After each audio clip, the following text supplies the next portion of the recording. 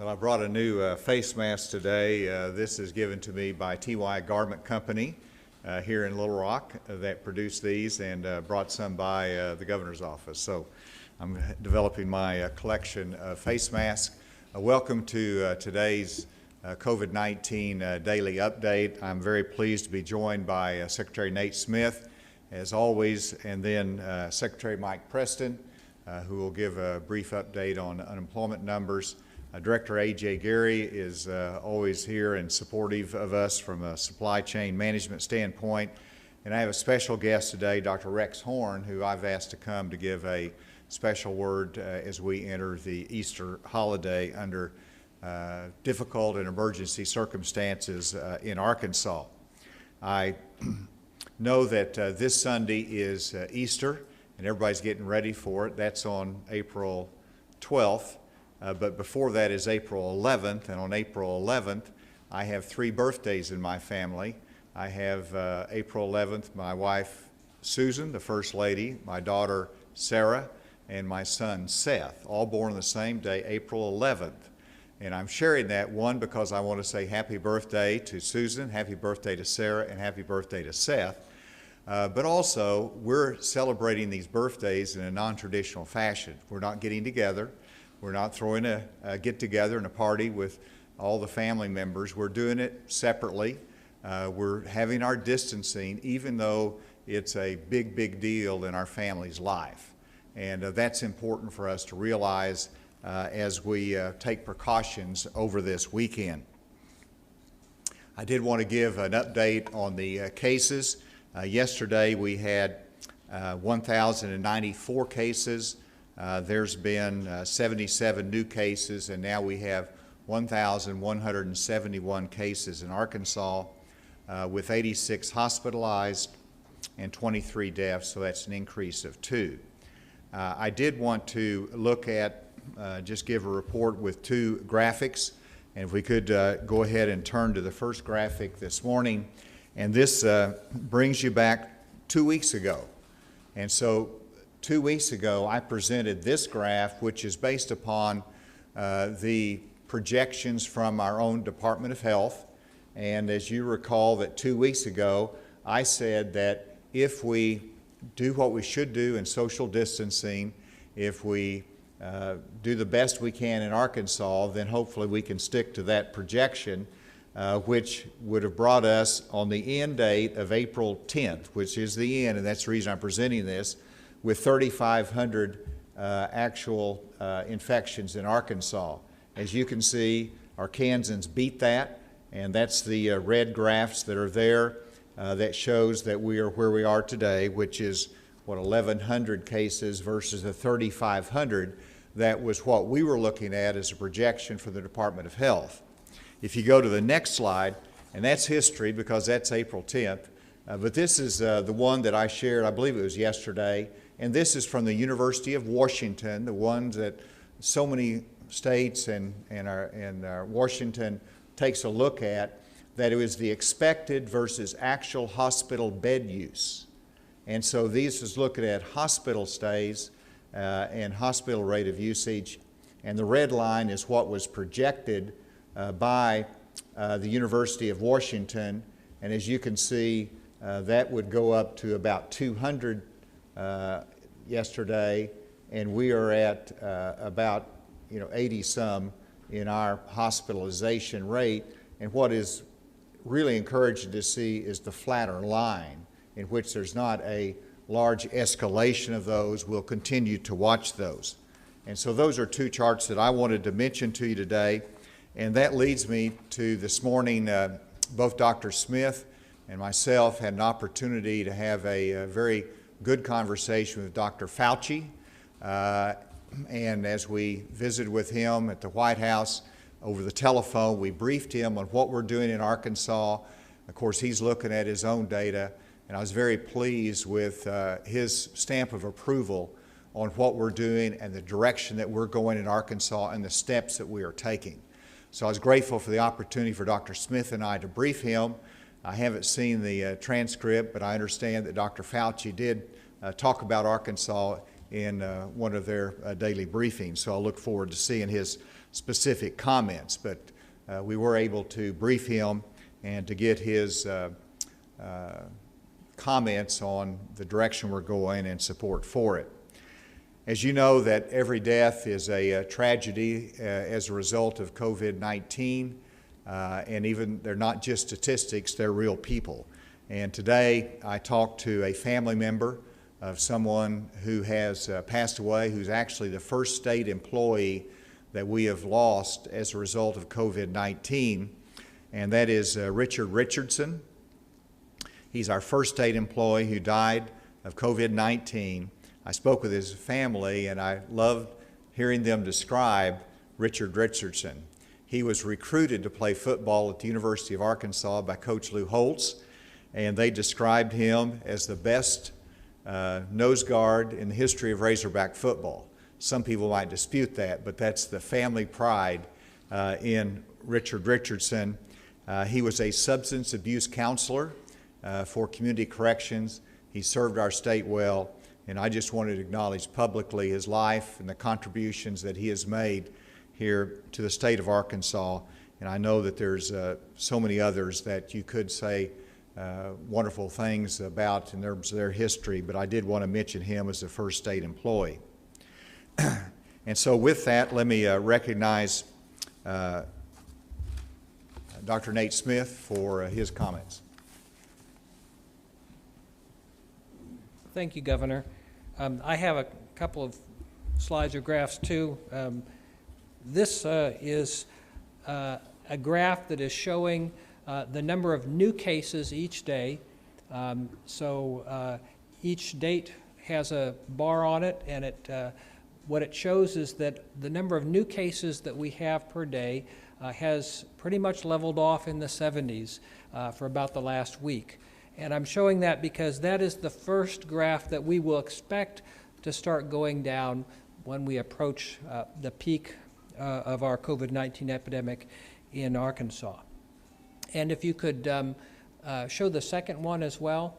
This is a graph showing the number of hospitalized individuals with COVID-19 in Arkansas. It's cumulative, so it shows the total, not the current, not the ones who are in the hospital now. And what this graph is showing is the doubling time for our hospitalizations. And you can see that the governor a few days ago showed the doubling times for our cases, which had extended out to 7 days, and we're seeing really the same thing here with our hospitalizations. What I want to do is also briefly talk about new CDC publication today in their MMWR, Morbidity Mortality Weekly Report. This is an article on state differences, and they looked at the difference in the incidence of cases, that's the number of cases per population, on March 31st, and then compared it with April 7th. And as you know, all the states have increased since then, but Arkansas was one of the lowest increases. There were only 5 states that had a lower increase than us. And oftentimes our state is in the top whatever of bad things, but now we're in the top 10 in terms of slow growth of COVID-19. I want to give a little bit more detail on our lab testing from yesterday, and then a few more details on our numbers. In terms of lab testing, we had 1,348 reports yesterday. That's the largest single daily number of reports. Of those, 1,147 were from commercial labs, 118 were from the Arkansas Department of Health Public Health Lab, and 83 were from the UAMS lab. And Chancellor Patterson tells me of those 83, 40 of them were from their mobile testing unit, which went out to Texarkana yesterday and is in Helena today. In terms of our positivity rate, our overall positivity rate yesterday was 3.6%. Now in our Arkansas Department of Health lab, we're testing higher risk patients, and so our positivity rate was 8.5, but the overall was 3.6. In terms of our numbers for today, As the governor has mentioned, we had 77 new cases, bringing us to a total of 1,171 cumulative or total cases. Of those, we have 836 active cases. That's our total cases minus those who have recovered and minus those who have passed away. We have currently hospitalized 86, which is 13 more than we had yesterday. We've actually had 23 newly hospitalized and then 10 left hospital. We have 33 on a ventilator. That's 2 more than yesterday. And we have 23 deaths, which is 2 more than yesterday. And of those deaths, 1 was less than 65 years of age and 1 was greater than 65 years of age. We have 79 who are nursing home residents. That's 3 more than yesterday. And we have 312 who have recovered. That's 59 more than yesterday. Healthcare workers, we have 168. That's 10 more than yesterday. And of our healthcare workers, we have a total of 46 who have recovered. So of the 168, 46 have recovered. And I think that's enough details for today. I want to wish everyone a very happy Easter. Please do, this is a very festive weekend, but remember our directive against social gatherings of more than 10, and for worship services, again, I've been very impressed with how places of worship have found creative ways to celebrate together without being in physical contact, whether that's online or whether that's in a parking lot, each person in their car, or whether that's a small number in a very large facility where everyone has plenty of room and can socially distance. I'll turn it back over to the governor. Thank you, and I want to underscore what Dr. Smith said about our testing. That's the largest number of tests, but the variety with our mobile lab going out to some of the far-flung reaches of our state to get a good sample, along with the intensity of the testing in problematic areas from the Department of Health, and then the commercial labs, which really gives you a good sampling across the state. I like that result that we have and the increased testing information that we're receiving. On the business side, as you know, Arkansas is still doing a lot of business. We have to produce food, we have to do the transportation, we have to do the essential services and the grids that we have from transportation to electricity. And I want to highlight what one company is doing to make sure we do our social distancing, that we do our precautions in the workforce. Tyson's has installed walk-through infrared cameras to detect fever as the employees come to work. And so this is an enhancement for them for safety and protection. This will be in 3 processing plants, and I applaud that best practice that we see coming from Tyson during this time. I wanted to ask Secretary Preston to be here because I asked him today, I said, we're processing a lot of claims. How many people are getting checks?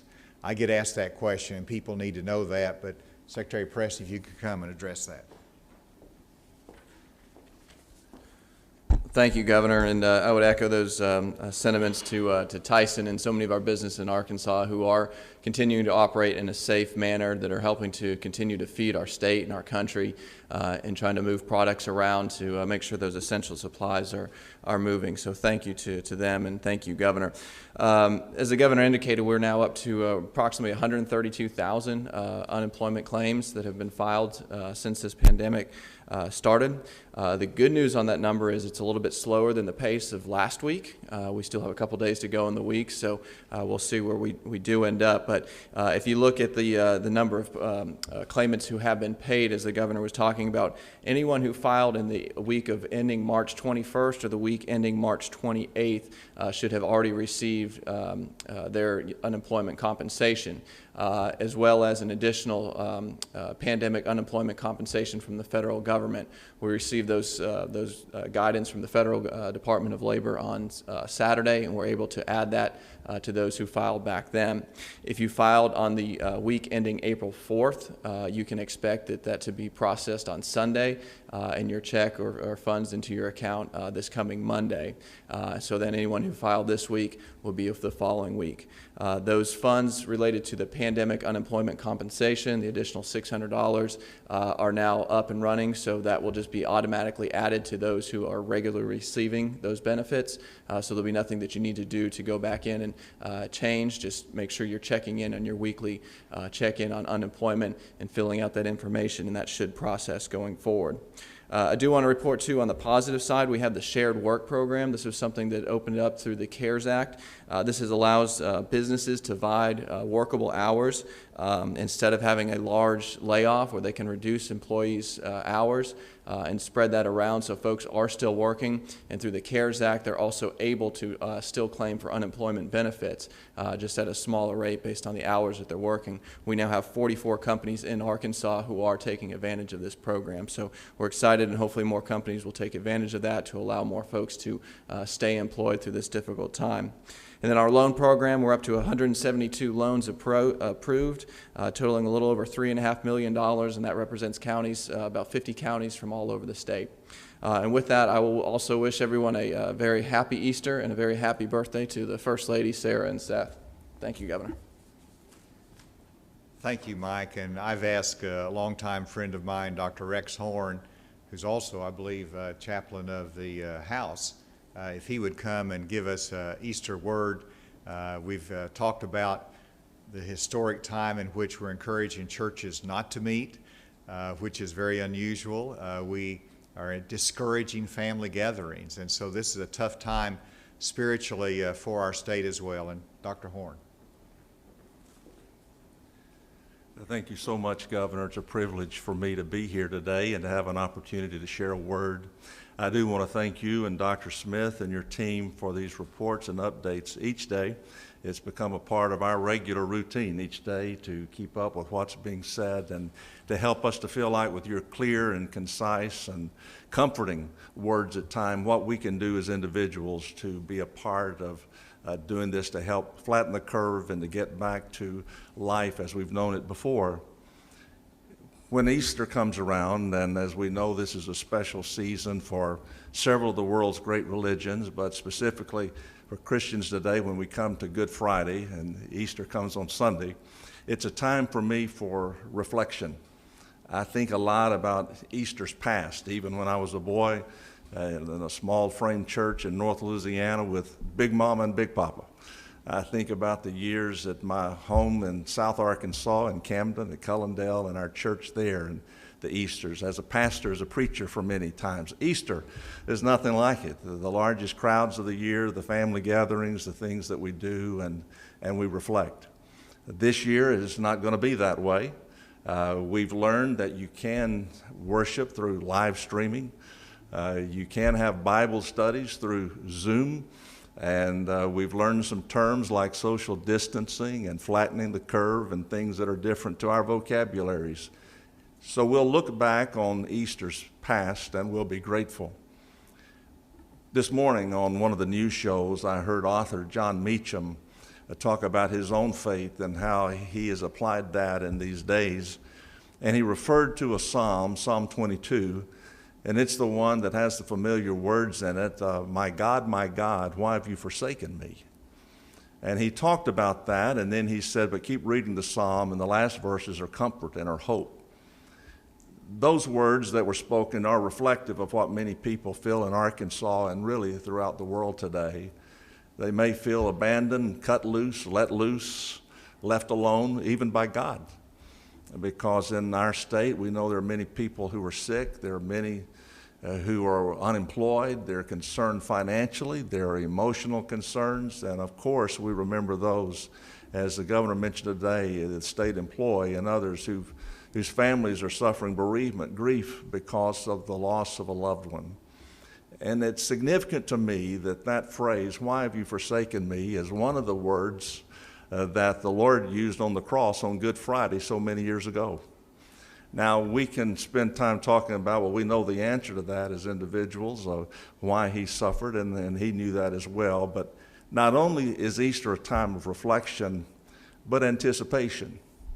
So today I would just encourage us all to remember that Sunday follows Friday. And Friday was a day of crucifixion, but Sunday was a day of resurrection. And another one of the words that our Lord spoke from the cross is, "It is finished." It's done. It's over. The one who said, "I will never leave you or forsake you. I'll not leave you comfortless. I'll come to you." Let's remember, fellow Arkansans, as we do our part, even in social distancing through Easter, that there's another day coming. And we have good days ahead. And because of the leadership of our governor, because of the things that he and his team are encouraging us to do, and we're following it, hopefully it'll be sooner rather than later. So we're blessed in some respects. Most of us all are blessed that we have good leadership, but we can look to the one who felt like we felt those things, but who has power to help us through these days. Thank you again, Governor. And I do pray for all of the Arkansans that this in itself will be a blessed Easter. Thank you, Dr. Horn, for that word of encouragement to all of Arkansas. With that, we have to turn it over to questions. In terms of your conversation with Dr. Anthony Fauci, kind of elaborate more on his stamp of approval, what steps the state was taking that really got that step, or that stamp. Welcome to Zoom.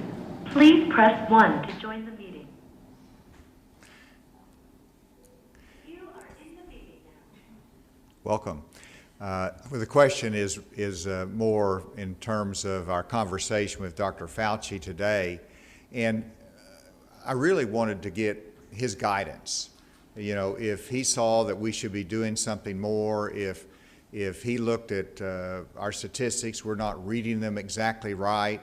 I wanted to hear from him on that. And so I know that he looked at all of the data before he even talked to us, but you know, we talked about the steps that we took going back to March 11, the first case that appeared in Arkansas. We declared a public emergency. We closed the schools. We took these different steps. I talk about our targeted response to these, and then the steps that we took on social distancing, as well as in the wearing of masks. And of course, whenever you look at the numbers, he looked at those, and then we had a conversation, and so he said, you know, what you're doing is right, what you're doing is good, what you're accomplishing is a model, and so it doesn't mean it's a model for everybody, but it was right for Arkansas, and I think that's the point of the conversation. I was very impressed with Dr. Fauci that he wanted to know what the people of Arkansas were thinking too. How are they responding to this? How long can we handle this kind of challenge and restrictions on social activities and gatherings? And I talked about, we're looking forward to the day of getting open, of doing business again, but everybody understands what's at stake for our nation, and they're shouldering up and doing very well. So it was a very good conversation. Dr. Smith, you were there on that conversation. Could you elaborate any? Certainly. First of all, I would say it was a real honor and privilege to be able to talk to Dr. Fauci, because he's someone I've looked up to for a very long time, and I had a chance to share that with him. What I briefly shared with him is that what we're doing here is encouraging social distancing. We are prohibiting gatherings, social gatherings of more than 10. We have already shut down businesses that are very high risk for COVID-19 transmission, and for those that continue, we've provided guidance for how to conduct business in a way that minimizes the risk of COVID-19 transmission. I shared with him that we have one of the slowest growth rates of cases in the country, and also that we have the lowest hospitalization rate per capita of our surrounding states. He said that he was very happy with what we were doing. He said, "You're doing the right things. You are a model for other states." I think he said that beyond what the governor said.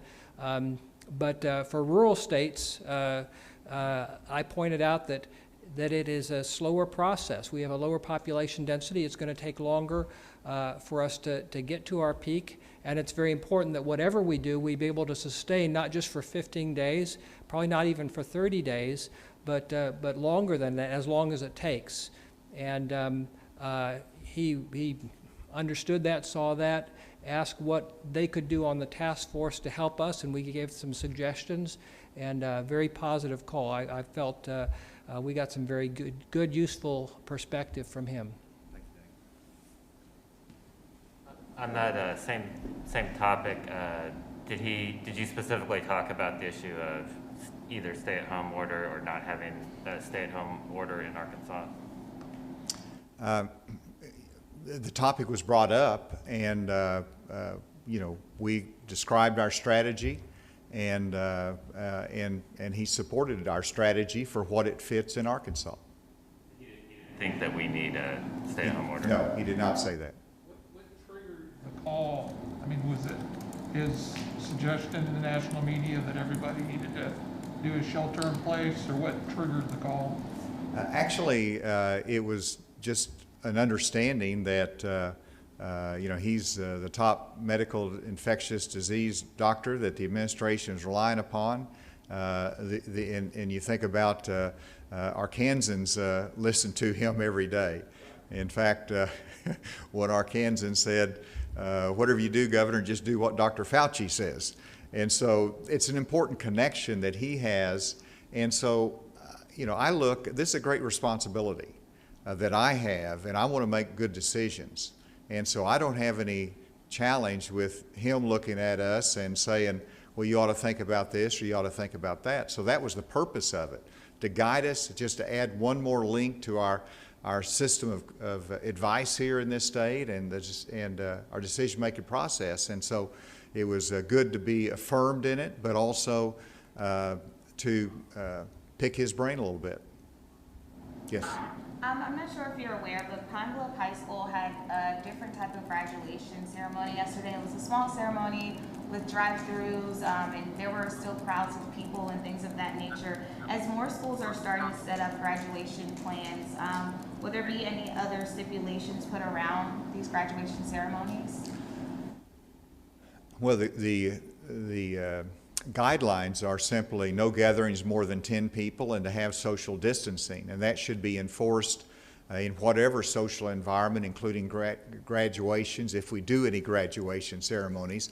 I did comment the other day that, you know, the seniors are missing out on a lot, and I expect families and schools to innovate a little bit. So as long as they follow those rules, I think you know, we ought to understand that. Now, let me say something, though, about the vehicles. You know, sometimes you see a caravan of vehicles and you want to criticize it or question it, but then other times you see a caravan of vehicles, for example, that are applauding healthcare workers. And so as long as they're in their vehicle, that is a protective measure. They're going through drive-through restaurants. As long as you stay in your vehicle, you can socially distance, you can protect yourself, you wear a mask if you need be. So it all depends upon whether they're following those, but it's understandable they look for ways to celebrate that graduation. Yeah, on this case, they were kind of like crowded in cars, hugging. There were a lot of people out on the streets as well, so it wasn't as if it was just 10 people or just, you know, small. Well, you can't be hugging strangers, you can't be hugging and have close contact in individual circumstances. It's just, you know, that's where you risk it. And there's been stories about, you know, a family birthday party with just 6 people there, and all of a sudden, 2 of them come down with COVID-19 and the dad dies. I mean, that's putting too much at risk. And so, please, let's make sure that whatever we do the social distancing, and we've got to discipline ourselves during this time for the safety of ourselves and others. In terms of the caravan of vehicles. Yeah, let's go right here Sorry. first. We're getting calls that all abortions have been stopped, that there's been a directive just to stop all abortions. Can you confirm that? It's a guideline, and to my knowledge, most services have been ceased and go online. You know, there's instances that you might have a small church with 20 people there and a facility with 200 and you can have social distancing. There's theories, but our recommendation is that you not gather during this time the risk is too great. And I hope everybody's following that. It was about, we were told that you all had stopped all abortion. Oh, I'm sorry, I thought you said church. No, sorry, that there'd been a new directive just to stop all abortion. There has been a directive that's been issued by the Department of Health to follow the previous guidelines that were submitted to all clinics and surgery facilities that dealt with the elective surgery issues. And so there was a specific guidance and then a directive, and it's my understanding a cease and desist directive as well, because we did not believe that was being followed adequately. Well, that would then, so are you saying that, does that mean that there will be no abortions? It means they have to follow the directives that have been issued by the Department of Health. Means it would be up to the provider, whether or not it was an emergency. There is limited discretion, and Dr. Smith, you can add to that. You might have an update. I don't know whether you've got more information. I've got more information because it's a moving. Yes. This morning, the Department of Health, having already conducted an investigation based on complaints, continued to do procedures that were elective, not intended to preserve the life of the mother or the child, obviously, and people coming from other states. We had discussed it with the facility. They expressed that they were not intending to change their practices in any way, so we gave a letter to cease and desist until it's safe to do that. And we've asked other surgical clinics to do the same thing, to put off procedures that can be put off, that are not life-saving procedures, until we're past this COVID-19 outbreak and we can do that safely. Definition now of an elective abortion is one that's just to save the life of the mother or the child? Well, part of this is a matter of terms. The types of abortions, in medical terminology, an abortion has to do with any kind of miscarriage. An elective abortion or an induced abortion has to do one that is done purposefully. But it's a procedure that's not done to preserve the life of the mother or the child. And so we consider those elective. Let me go to the remote. Is there a question from our remote location? Thank you, Governor. This question is really for Dr. Smith, and I know he talked about it yesterday, but if he could recap the portion about how they're attributing deaths. For instance, if someone comes into the hospital with one of the underlying conditions and they pass away, is it automatically attributed to COVID-19, or COVID-19 possibly exacerbated one of the other underlying conditions? That's a very good question. When someone comes into the hospital and they have COVID-19, if they pass away, how do we attribute it? We're generally attributing that to COVID-19. Whether COVID-19 was the only cause of death, or whether it exacerbated an underlying medical condition, or whether it was a contributing condition, we all attribute those to COVID-19. All of those would be counted as a COVID-19 death. Thank you. And just one follow-up, completely unrelated, Dr. Smith. You mentioned the Federal Corrections Facility in Forest City. Are there any evidence of any cases in any of the state correction facilities? No, not at this time, not that I'm aware of in terms of in the facilities. As the governor mentioned, the state employee, our first state employee to pass away from COVID-19 was in the Department of Community Corrections, but within our facilities, no. We're watching that carefully because obviously if COVID-19 is within a congregate living setting like that, it's more challenging to control the spread. Yeah, so I'm going to go back to the caravan discussion that we were having earlier. Little Rock this week had an executive order, Mayor Frank Scott Jr. banned caravanning in the city of Little Rock. You just said that that's fine. Do you think that was a good executive order for Frank Scott to put through? Follow the admonitions of the mayor. The mayor in this city directed that. I think that is terrific. And of course, that was following an incident in which there was social gatherings accompanied with that. There was some illegal activity as well, I understand.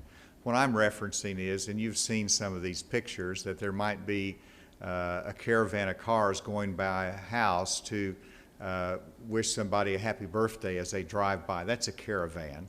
And I don't believe that's what the mayor is going after, but if it is, that's a city directive. But I was speaking in that larger context, not to be in conflict with what they do here, but that's just a recognition of one of the ways we can socially distance, but have some happy birthday wish or wishing someone as they join the military goodbye. You drive by, it's a little bit of a caravan. Obviously, it ought to be restricted, and it not ought to lead to a violation of social distancing rules. Yes?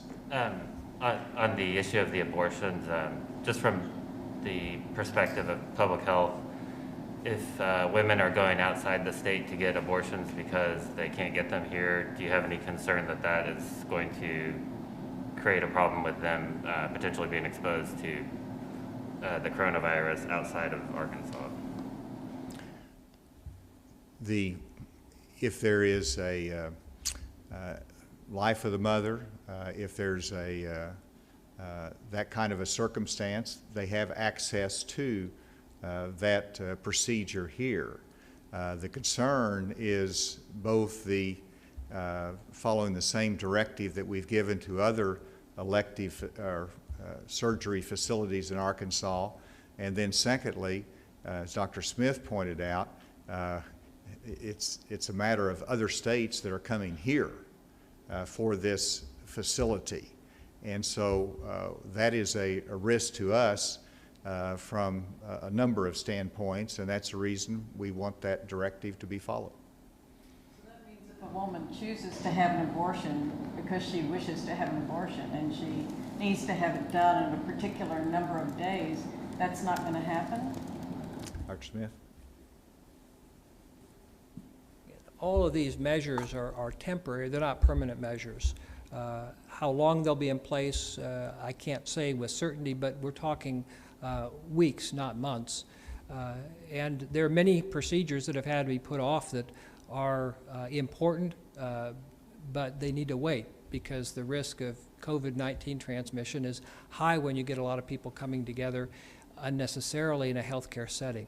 And in this particular case, the risk was particularly high because a high proportion of those cases were coming from out of state, residents from out of state, where they're bringing that risk of transmission with them from other states with a higher rate of COVID-19 than Arkansas. Well, some women are going to have a baby. Is that what that means? Is there a question remotely? All right. Any other? Yes, ma'am. Previously, we've gone over the Washington State projections, and for Arkansas, it was down to 18 not too long ago, but now we've surpassed that as far as fatalities. Do you have any thoughts on those models now, and do you have any of the latest fatality projections for the state? Fatality projections? Well, first, on the models, I think you can see that they adjust their model from time to time based upon new data. And so that's why I like to note this is a model that was created on March 30th, and what the projections would be and where we are. They will adjust the model as new data comes in.